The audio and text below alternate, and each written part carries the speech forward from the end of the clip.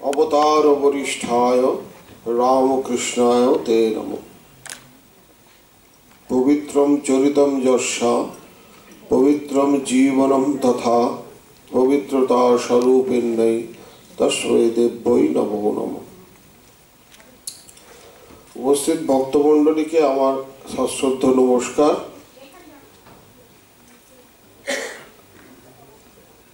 शास्त्रेर कथा अनुसारे आमरा देखेछि कखनो बेष्टि कखनो समष्टि।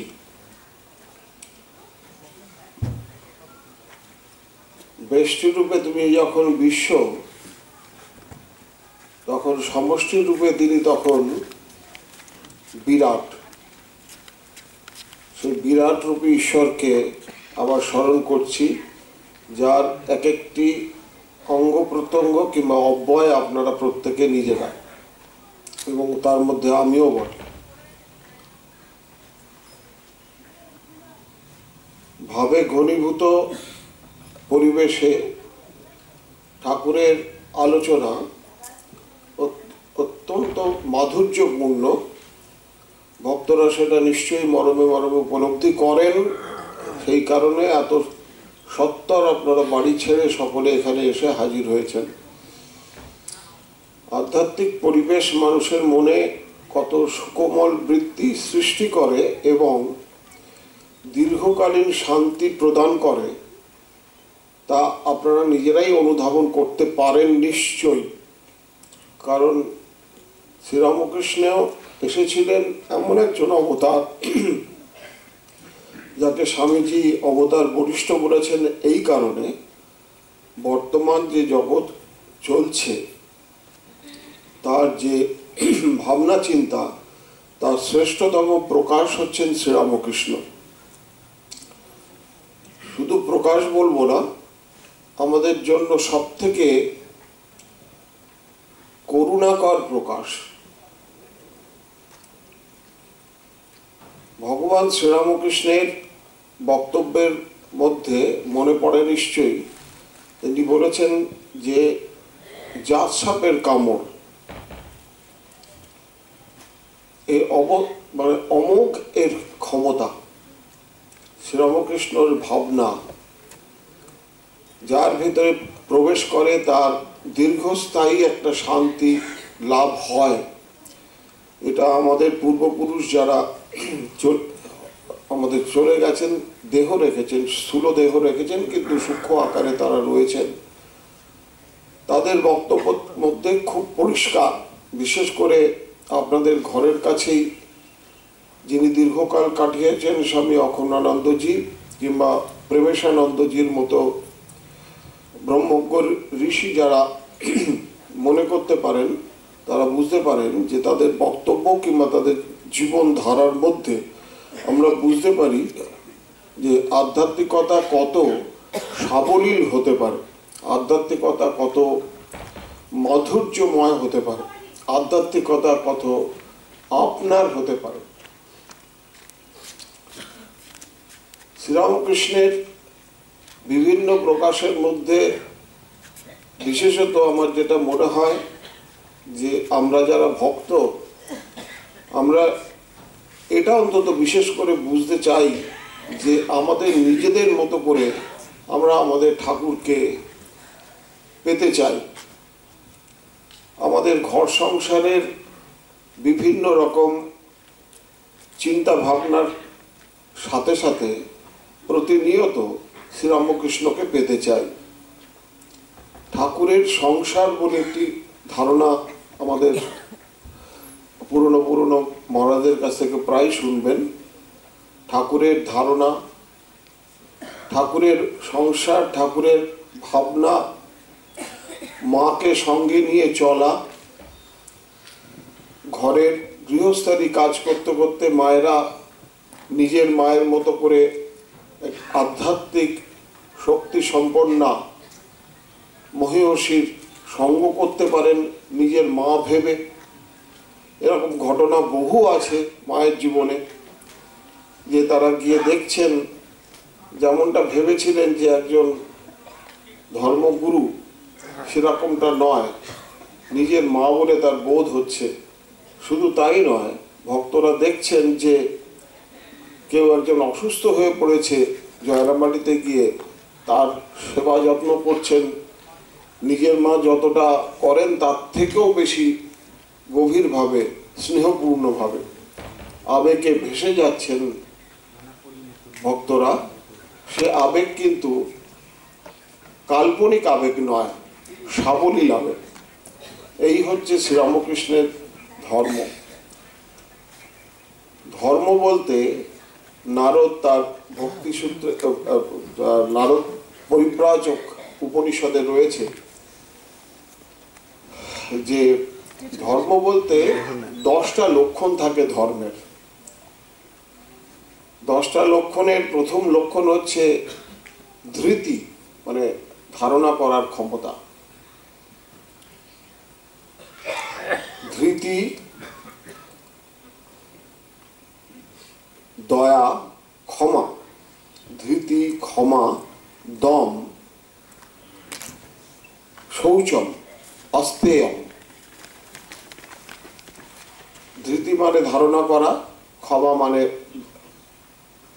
দয়ার কারণ, ঈশ্বরের করুণা প্রকাশ পাওয়া। দম মানে সংযম, কন্ট্রোল করা। আস্তেয়ম, অপরের জিনিসকে নিজের বলে মনে করাটাকে চুরি করা বলা হয়, না বলে নেয়াকে চুরি করা বলা হয়। আপনারা সকলে জানেন চুরি না করা।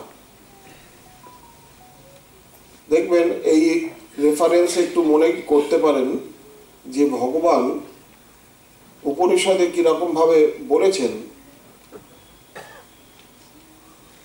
মা গৃধ কর্ষসিদ ধর্ম, অপরের ধনকে নেবে না। অপর বলতে কার ধন? বিশ্ব সংসারটা,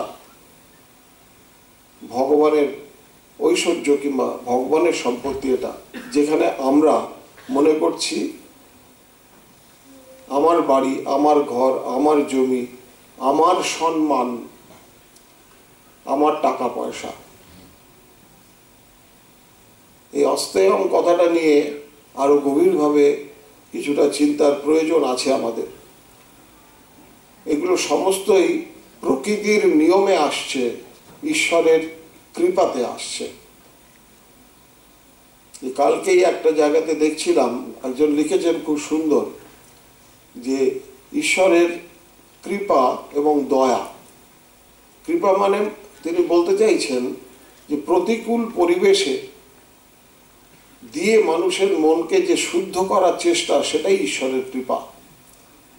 অতএব জেনে রাখবেন, সংসারে যে আপনারা যে কষ্টকর একটা অবস্থার মধ্যে পড়ছেন, এটাও ভগবানের সম্পত্তি, এই কষ্টটাও ভগবানের সম্পত্তি। কিন্তু এই সম্পত্তি হচ্ছে কৃপা, ঈশ্বরের কৃপার প্রকাশ। যে কষ্ট দিয়ে আমাদের ভেতরের খারাপ জিনিসগুলো সব চলে যাবে, তম রজ কিছুটা নষ্ট হবে, কিছুটা পরিবর্তিত হবে সত্য গুণেতে। নির্মলির মতো আমাদের মনকে শুদ্ধ করে দেবে। মনো এবং মনুষ্য আনাম বন্ধ কারণ মোক্ষায়। মনটাই আসলে কিন্তু জগৎ সংসারটা। এবং ঠাকুর বললেন, মনেতেই বদ্ধ, মনেতেই মুক্ত। সংসারের মধ্যে আমরা যে লেপ্টে পড়ে আছি, মনে করছি আমার সংসার, সেখানেই উপনিষদ কিংবা শাস্ত্র মহাপুরুষরা বলছেন যে দেখো, এই লেপ্টে পড়ে আছো ঠিক আছে, কিন্তু এটা মনে রাখো, এটা তোমার সংসার নয়। এই সংসারটা ঈশ্বরের সংসার। কারণ তুমি কোনো জিনিসই কিন্তু সৃষ্টি করতে পারো না। বৈজ্ঞানিকভাবে যদি আমরা বিচার করি, তাহলে দেখব যে অণু পরমাণু দিয়ে সমস্ত জিনিসগুলো, স্থূল জিনিসগুলো তৈরি।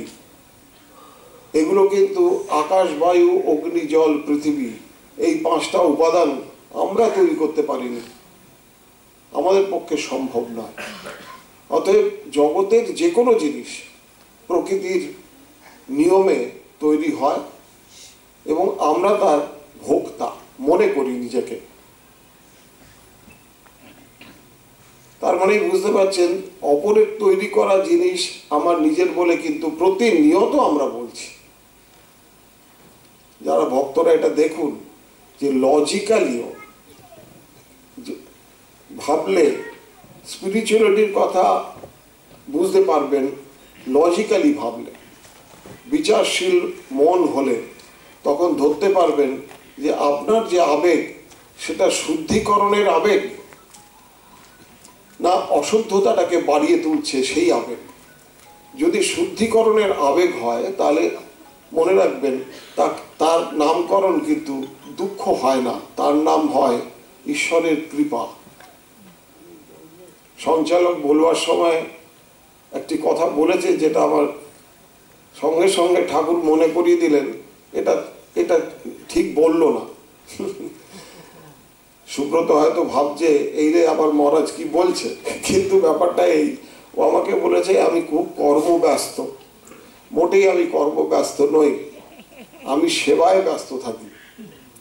এই বোধটা আপনাদের সকলকে রাখতে হবে। আমাদের কোনো কর্ম আমাদের নিজস্ব কর্ম নয়, হতে পারে না, সে ক্ষমতা আমাদের নেই। কারণ আমরা ভগবানের দ্বারা সৃষ্ট, ভগবানের দ্বারা সৃষ্ট জগতের মধ্যে আছি। ভগবানের দেয়া প্রাণ, ভগবানের দেয়া শরীর, ভগবানের দেয়া বুদ্ধি, তা দিয়ে আমরা ভগবানের রাজ্যেই খেলা করি। অতএব বুঝতে পারছি যে অস্তেয় কথাটা কেন উপনিষদে এরকমভাবে তোলা হয়েছে। আমরা পরশ্ব ধনে পোদ্দারি করে বেড়াচ্ছি, অথচ ভাবছি এটা আমার এবং আমি বললেই এটা কার্যকরী হবে। প্রত্যেকটি মুহূর্তে আমরা তাই ভাবছি। এ দোষও আমাদের নয়, এও ভগবানের করুণা। কারণ এই গাড়িতে আস্তে আস্তেই মনে হচ্ছিল যে দেখো ভগবানের করুণা কাকে কিভাবে বুঝি আমরা। যারা আমরা প্রতি মুহূর্ত মালিককে মনে রাখছি না, মালিক এতটাই করুণাবান যে তিনি আমাদের পারমিশন দিয়ে রেখেছেন, যাচ্ছে তাই করছি, মানে যা ইচ্ছে তাই করছি, অথচ তিনি একটিও কিছু বলছেন না। কতটা অ্যালায়েন্স দিয়ে রেখেছেন, শুধু শেষ মুহূর্তে হাসতে হাসতে বলছেন মুচকি মুচকি হেসে, যেমন করবি তার ফল তো তেমনই পাবি। তখন আমরা মনে করছি যে ঈশ্বর আমাদের কৃপা করলেন না, তা নয়। এতক্ষণ যে অন্যায় কিংবা ভুল করে চলেছিলাম সেটাও কিন্তু তারই। তিনি কিন্তু সমস্ত দায়িত্বটা নিয়ে ছেড়ে রেখেছেন। তোর বাসনা হচ্ছে তো বাসনা পূরণ কর, তার ফলটা দেখে নে।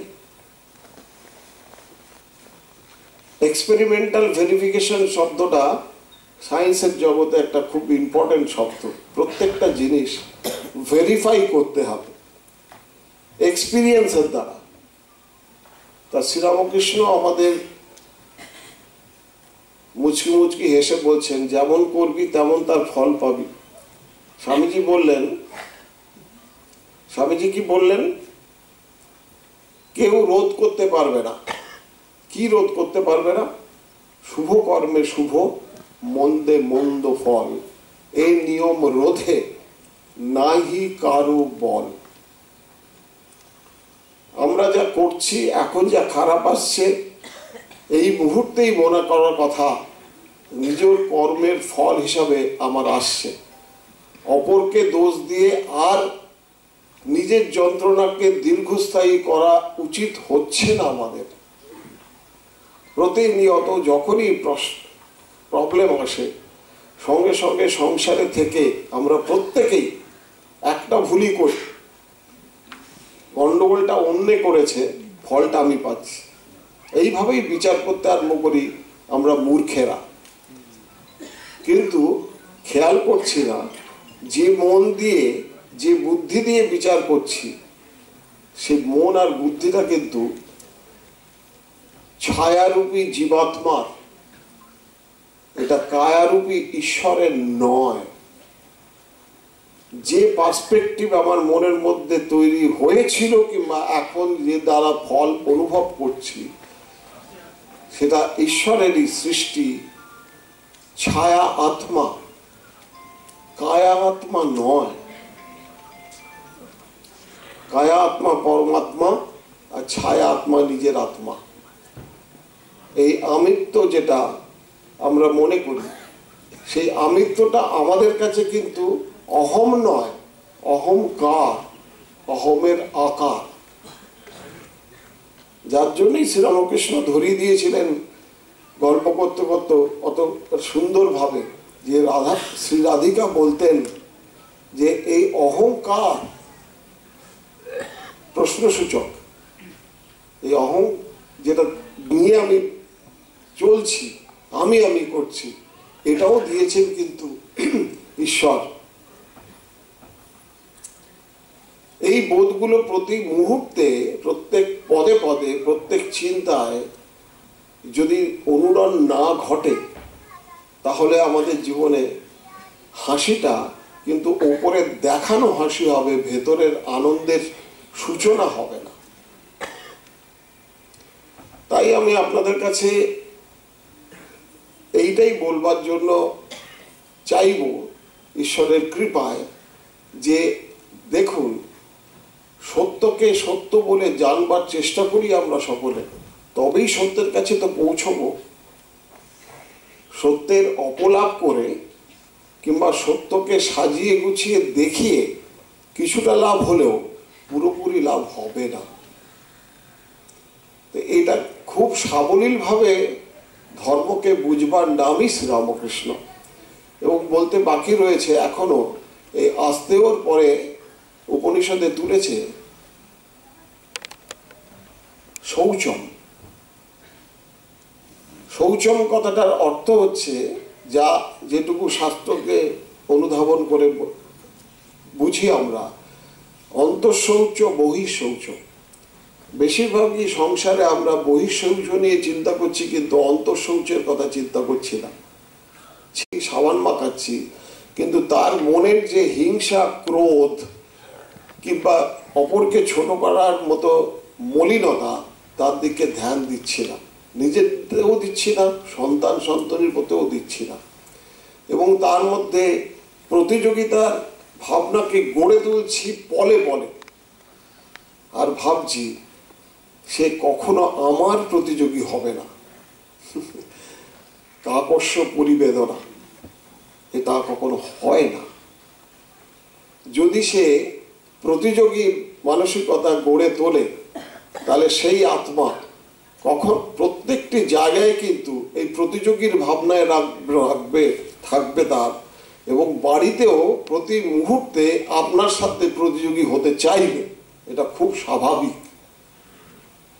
ছেলে মেয়ে যখন আমাদের অ্যাডোলেসেন্স পিরিয়ডে এসে যায়, সন্ধি বয়ক্ষণে আসে, তখন আমরা বলতে আরম্ভ করি, বড় জ্যাঠা হয়ে গেছিস, বেশি পাকা হয়ে গেছিস। কথাটা ঠিক নয়। তাকে তৈরি করেছি আমরা এরকম ভাবে, পাকামিতে, নিজেদের ভুলেতে। তার সাবলীলতাটাকে রেখে আমাদের নিজের সংসারটিকে শুদ্ধিকরণের জায়গায় আসতে না পারলে এই জীবনের যন্ত্রণা কোনোদিনই সরবে না। যার জন্য ভয়ে ভয়ে আমরা সমস্ত আবাসিক বিদ্যালয়ে পাঠাবার ধান্দা করি। নিজেরা যেমন খুশি থাকবো বাড়িতে, আর ছেলেকে আবাসিক বিদ্যালয়ে রেখে সুন্দর করে গড়ে তুলে নিয়ে এসে একটা রাজার ক্ষমতাকে কাজ না করেও অনুভব করব। হাসির ব্যাপার, আমাদের যেসব ধারণা কিংবা চিন্তা, এগুলোকে যদি নিরপেক্ষভাবে বিচার করতে পারি, তাহলে নিজেরাই কিন্তু হেসে কুটিপাটি হব যে কত বোকা আমরা। কাকের সম্বন্ধে বলে যে কাক কোনো জিনিস যদি ছো মেরে নিয়ে আসে আর পিছনে যদি অনেকগুলো কাক তাড়া করে, তাহলে সে, শুনেছি এরকম, আমি কখনো দেখিনি, যে খড়ের চালের মধ্যে মুখটাকে লুকিয়ে রেখে দেয় ওটা নিয়ে, সে মনে করে আমাকে কেউ আর দেখতে পাচ্ছে না। আমাদের অবস্থাটা এইরকমই হয়ে যায়। আমার বাড়িতে তো খবর আর কেউ জানবে না, কিন্তু এটা মনে রাখা দরকার, ঈশ্বরের চোখ মানে বিরাটের চোখ সর্বতোমুখম, মুখ নাক সর্বতোমুখম, তিনি সমস্ত জায়গায়, দেয়ালেরও কান থাকে। কোনো একটা ঘটনা কখনো না তার একটা সাক্ষী থাকবে, যে কোনো ঘটনা যেটা প্রকাশিত হয়েছে জগৎ সংসারে তার সাক্ষী থাকতে বাধ্য। আর সাক্ষী না থাকলেও আপনি তার সাক্ষী হয়ে যাবেন আপনার জীবনের কাজের মাধ্যমে। যে কাজটি আপনি ভাবছেন কেউ দেখছে না, কিংবা আমরা ভাবছি কেউ দেখছে না, এটা করে ফেলি, কিন্তু সে কাজ যদি কল্যাণমূলক না হয় তাহলে ওই কাজই আপনার নিজের বিবেকের সাক্ষী হয়ে আপনাকে যন্ত্রণা দেবে, প্রতিনিয়ত দগ্ধে দগ্ধে মারবে। যারা বয়স হয়েছে তারা বুঝতে পারছেন, খালি দীর্ঘ নিঃশ্বাস ফেলি আমরা, অপরকে দোষ দিয়ে বাঁচবার চেষ্টা করি, আরো যন্ত্রণার মধ্যে পড়ি। এই হচ্ছে আমাদের জীবন। তবে এটা ঠিক, শ্রীরামকৃষ্ণ, মা শারদা এরা এসেছিলেন কিন্তু এর হাত থেকে মুক্তি দেওয়ার জন্য, যার জন্য আমাদের গান বাজনা বিভিন্ন আনন্দ অনুষ্ঠানের মধ্যেও তারা তাদের জীবনকে দেখিয়ে দিয়ে আমাদের জীবনকে শুদ্ধ করার জন্য চেষ্টা করে গেছেন। আর বাকি রয়েছে 5টি, আমি বলেছি ধর্মের কথা, আর বাকি রয়েছে আরো 5টি। তার মধ্যে প্রথম যেটা উল্লেখ করা হয় সেটা খুবই গভীর জিনিস, সেটা হচ্ছে আত্মবিনিগ্রহ। নিজের যে জীবাত্মা তাকে রেফিউট করা, আমি নয় তুমি, না হং তুহু তুহু। অখণ্ডানন্দ মহারাজ বলেছেন যে শ্রীরামকৃষ্ণ দেবের এই যে বক্তব্য না হং তুহু তুহু, এটাই কিন্তু শ্রীরামকৃষ্ণ দেবের মহাবাক্য। মহাবাক্য শব্দটা আপনারা যারা শাস্ত্র পড়েন তারা জানেন যে মহাবাক্য উপনিষদের এমন বাক্যকে বলা হয় যেটা অত্যধিক গভীর, তার মানে থাকে, অর্থ থাকে, গভীর হয়, জীবনকে পরিবর্তন করার জন্য এই সব বাক্যগুলোর প্রয়োজন আছে। না হং তুহু তুহু অখণ্ডানন্দজির মতে শ্রীরামকৃষ্ণ দেবের মহাবাক্য মানে শ্রীরামকৃষ্ণ উপনিষদের মহাবাক্য হচ্ছে না হং তুহু তুহু। এই আত্মবিনিগ্রহের পরেই আছে সত্যগুণগুলো, শ্রী ঐশ্বর্য। দেখবেন 10 নম্বর অধ্যায় শ্রীকৃষ্ণদেব ঐশ্বর্য বলতে কি বোঝায় 87টা ঐশ্বর্যের কথা বলেছেন, এবং বৈভব কি, ঐশ্বর্য কি, কি হলে ঐশ্বর্য তাকে বলা হবে সেটা গীতার পাতায় পাতায় তিনি বুঝিয়ে দিয়ে গেছেন। এই এখন যেমন বসন্তকাল, এটা শ্রীরাম ভগবানের একটা ঐশ্বর্য।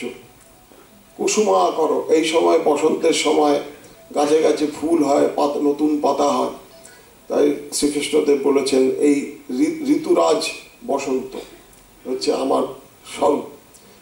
এই শ্রীর কথা বলেছেন। তারপরে বিদ্যা,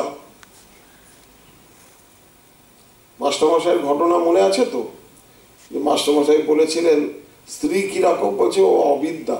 তা ঠাকুর হাসতে হাসতে বলছিলেন তুমি বিদ্যা। বিদ্যা বস্তুটা এমন একটা জিনিস যার দ্বারা ঈশ্বর প্রকাশিত হন প্রতিনিয়ত। এই প্রকাশ এমন প্রকাশ নয় যে একবার প্রকাশিত হলো আর থাকলো না, এ প্রকাশ হচ্ছে প্রতিক্ষণ বদ্ধমানম, পরাভক্তির প্রকাশ। নারদের কথা, তিনি বলছেন যে প্রতি মুহূর্তে এটা বাড়তেই থাকে। কামনা বিরহিত, কোনো কামনা বাসনা থাকে না। গুণ বিরহিত, প্রতিক্ষণ বদ্ধমানম, নিরবিচ্ছিন্ন, প্রত্যেক মুহূর্তে থাকে। সেই জন্য এই বিদ্যা সম্বন্ধে খুব সাবধান, কারণ শ্রীরামকৃষ্ণ বলছেন বিদ্যার সংসার করবার জন্য, অবিদ্যার সংসার নয়। প্রতিবোধ বিদিতম মতম অমৃতত্বম হি বিন্দতে, আত্মনা বিন্দতে বীর্যম, বিদ্যয়া বিন্দতে অমৃতম। যেটা আমরা চাইছি প্রতি মুহূর্তে যাতে আনন্দের অনুভব করতে পারি, এটাই তো আমাদের লক্ষ্য। শিশু থেকে আরম্ভ করে, পোকামাকড় থেকে আরম্ভ করে বৃদ্ধ, যে যা ভাবেই আপনি ভাবুন, প্রত্যেকেই চায় যে কন্টিনিউয়াস একটা আনন্দ যেন অনুভব করতে পারি। এই অমৃতম বলে সেখানে উপনিষদ বলছেন। এবং দেখুন, আপনি আপনার ছেলেকে ফুটবল খেলতে দেন না, আপনি আপনার মেয়েকে কসরত করতে দেন না, মনে করেন পড়াশোনার ক্ষতি হবে। পড়াশোনা করে কি ফল তো দেখতেই পাওয়া যাচ্ছে। আপনাদের পড়াশুনোর ফল কিন্তু ভালো, কিন্তু আপনাদের পড়াশুনো, আমরা যে পড়াশুনোর আঁকড়া দেখিয়ে পড়াশুনো করার কথা ভেবেছিলাম যে ক্লাসে ফার্স্ট হবে, এত নাম্বার পাবে, আর চাকরি বাকরি পেয়ে ঝরঝরে একটা জীবন নিয়ে ভোগ করে বেরিয়ে চলে যাবে, ব্যাপারটা কিন্তু ভুয়া পুরো। এখন দেখতে পাচ্ছেন, এবং যতদিন যাবে তত দেখতে পাবেন, ভেতরের শক্তি যদি না বাড়ে, ভেতরের বল যদি না বাড়ে, তাহলে কিন্তু কোনোভাবেই শান্তি থাকবে না, যা চাইছেন তা পাবেন না। যাদের দেখছেন যে হ্যাঁ ও ভালো নাম্বার করেছে, ভালো জায়গায় চাকরি পেয়েছে, গিয়ে দেখুন ওই চাকরিতেও তার শান্তি নেই। তার জীবনের ধারাটা এমন হয়েছে, ভেতরে শান্তি অনুভব করতে পারছেন না। ওপরে জামা কাপড় কিনছে, গাড়ি বাড়ি করছে, কিন্তু ভেতরে শান্তি নেই। তা সেই জন্য উপনিষদ বলছেন, মুন্ডক উপনিষদে রয়েছে, নায়ম আত্মা বলহীনে নলভ্য, আত্মনা বিন্দতে বীর্য। একই কথা। যদি ঈশ্বরকে ধরে রাখতে পারেন তাহলে শক্তি লাভ হবে, এবং শক্তি লাভ না হলে তাহলে কিন্তু আমরা ঈশ্বরের দিকে যেতে পারবো না। শরীরে, মনে, প্রাণে বল ছাড়া ঈশ্বরকে পাওয়া, মানে প্রতিনিয়ত আনন্দকে পাওয়া অসম্ভব। এভাবে বুঝতে হবে। পড়াশুনো করার সাথে সাথে শুধু এই বই পড়ে ফেলেছি, পড়ে আর ফেলে দেয়া, এই বুদ্ধির হাত থেকে নিষ্কৃতি পেতে হবে। পড়ে ফেলে দিলে হবে না, পড়তে থাকতেই হবে, মনন করতেই হবে। এই হচ্ছে ঠাকুরের কৃপায় যতটুকু আমাকে 50 বছরের স্ট্রাগলে একটু বুঝিয়েছেন, একটু বুঝতে আরম্ভ করেছি সবে। এখনই তো যাওয়ার ঘন্টা বাজিয়ে দিয়েছেন। প্রত্যেকেরই তাই হয়ে যায়, সত্যের কাছে আসা মানে তো ঘন্টা শুনতে হচ্ছে মাঝে মাঝে, আর দীর্ঘ নিঃশ্বাস পড়তে আরম্ভ করে, যাওয়ার সময় হলো। এই তো খুব স্বাভাবিক, জীবনের ধারাই এরকম। কিন্তু আনন্দের কথা, আমাদের দীর্ঘ নিঃশ্বাসের সাথে শ্রীরামকৃষ্ণের নামই বেরোক, আমাদের দীর্ঘ নিঃশ্বাসের সাথে মা শারদার নামই বেরোক, আমাদের দীর্ঘ নিঃশ্বাসের সাথে নিজের ইষ্টদেবকে স্মরণ মরণ হতে থাকুক, এই প্রার্থনা। আর 3টি জিনিস বাকি আছে, শ্রী, বিদ্যা, সত্যম। 2টি জিনিস বাকি। সত্যম, সত্যম মানে ইষ্টদেব, যা অপরিবর্তনশীল। সত্য সম্বন্ধে শাস্ত্রের বক্তব্য হচ্ছে ত্রিকালাবাদিত সত্য। বর্তমান ভবিষ্যৎ অতীত কালকে যে অনায়াসে ধরে রাখতে পারি, মানে কোনো একটা ঘটনা, কোনো একটা জিনিস, যে জিনিসটাকে আমরা সত্য বলবো সেটা আগেও ছিল, এখনো আছে, পরে থাকবে, তখনই তাকে সত্য বলবো। এবং শেষে আছে অক্রোধম, ক্রোধ চলবে না। তবে অনেকে মনে করেন বাইরের একটা ফিয়ার্সি এক্সপ্রেশনটা ক্রোধ, আসলে সেটা ক্রোধ নয়, ক্রোধের প্রকাশ। কিন্তু ক্রোধ বস্তুটা মনের মধ্যে হয়। সবসময় ক্রোধকে বাইরে থেকে দেখে বিচার করতে পারার নামে কিন্তু ঠিক ঠিক আধ্যাত্মিকতা। অনেককে মনে হয় বাইরের ফিয়ার্সি প্রকাশটাকে দেখে, যেমন লাটু মহারাজকে দেখলে মনে হতো উনি খুব ক্রুদ্ধ, আসলে তা নয়। উনি এমন একজন সাত্ত্বিক প্রকাশ যার ভেতরে অসাত্ত্বিক কোনো জিনিস এলে রিয়াকশান হতো। সাধু সন্ন্যাসীকে এরকমভাবে দেখতে আমাদের শিখতে হবে, তা নাহলে কিন্তু আমাদের জীবন শান্তিপূর্ণ হতে পারে না। তবে জানবেন ঠাকুর যেরকম চালানো সেরকমই চালাচ্ছেন, নিশ্চিন্তে থাকুন। কারণ আমরা দেখেছি শাণ্ডিল্য বলেইছেন যে তস্য মুখ্যম হি কারুণ্যম, ভগবানের আসল প্রকাশ হচ্ছে করুণা। এবং ভগবান তার যে প্রকাশ তাতে তিনি কখনো অপ্রকাশিত থাকেন না, আমরা চাইলেই তাকে দেখতে পাই।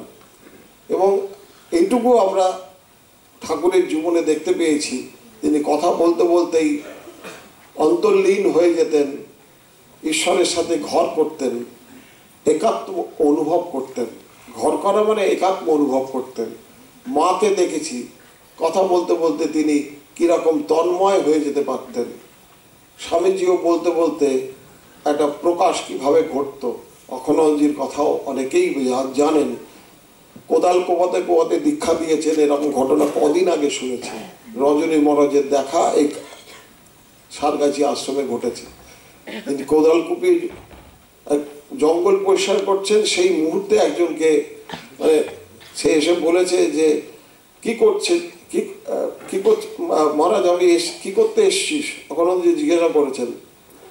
তা রজনী মহারাজ দেখছেন এই ঘটনাটা মন্দিরের দোতলা থেকে, যে সেই ছেলেটি বলছে অন্য তার দুই বন্ধু এসেছিল, তারা বললো যে দীক্ষা নিতে এসছি, তাদের ভাগিয়ে দিলেন।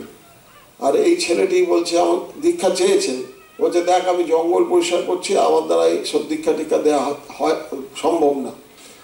তখন উনি বলছেন, সেই শিষ্য নতজানু হয়ে তার সামনে বলছেন যে এই বুকের মধ্যে অনেক জঙ্গল, মহারাজ এই আপনাকেই পরিষ্কার করতে হবে। এই বলার সাথে সাথে উনি কোদাল রেখে ওখানে বসে ওইখানেই তাকে মন্ত্র দীক্ষা দিয়েছিলেন। এবং মজার কথা, এটা রজনী মহারাজ দেখেছেন যে সেই ছেলেটি দীক্ষা পাওয়ার পরে কখনো যে চাইছেন গুরু প্রণামী দে, তা ছেলেটি বলছে, কলকাতা থেকে আসা ছেলে, সে বলছে যে মহারাজ আমি তো কিছুই নিয়ে আসিনি, কি আপনাকে প্রণামী দেবো? তখন যে ঠিক আছে যা, মন্দিরে গিয়ে একটা হরিতকি চেয়ে নিয়া। তা হরিতকিটা ও সঙ্গে সঙ্গে ছেলেটি দৌড়েছে, মন্দিরে গেছে, গিয়ে পূজারী মহারাজের কাছ থেকে একটা হরিতকি নিয়ে গিয়ে মহারাজের কাছে ফিরেছে। তা মহারাজ তখন ওটি জিজ্ঞেস করছেন, এটা ধুয়ে নিয়ে এসছিস?